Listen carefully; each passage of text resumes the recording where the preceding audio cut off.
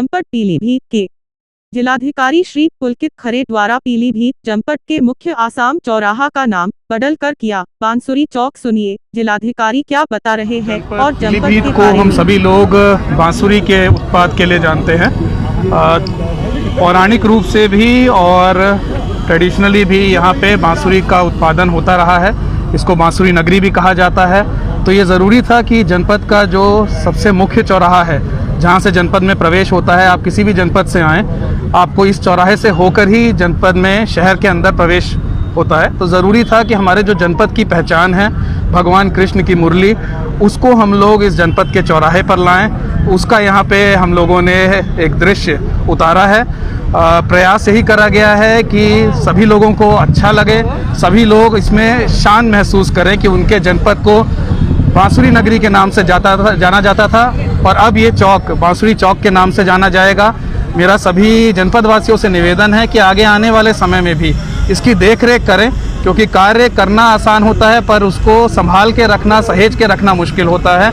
आप सभी से ये निवेदन रहेगा कि ये आपका अपना चौराहा है, आपका अपना जनपद है, आपका अपना बांसुरी चौक है। बांसुरी उद्योग लगातार मुश्किलों में है और ख़ासकर कोरोना के समय में काफ़ी मुश्किलें रही थी। यहाँ से उसके निर्यात होने की और बाहर बिक्री होने की भी गुंजाइशें कम हो गई थी। लगातार मैंने बैठक भी करी है और अभी कुछ ही दिनों में मेरा उनसे जाके मिलना भी होगा।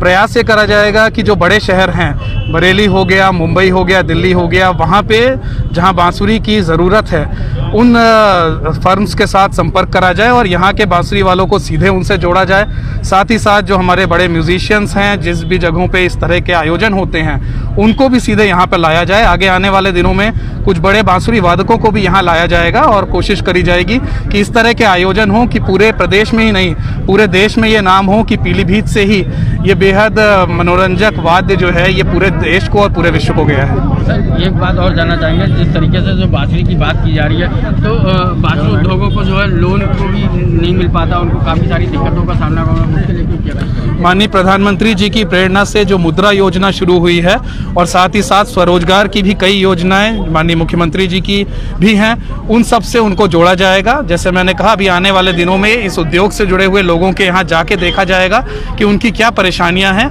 खासकर जो आने वाली पीढ़ी है उसको हम किस तरीके से इस वाद्य से जोड़ पाएँ, वो बहुत ज़रूरी है, क्योंकि अगर वो पीढ़ी जुड़ गई तो ये बांसुरी का उद्योग और आगे बढ़ेगा।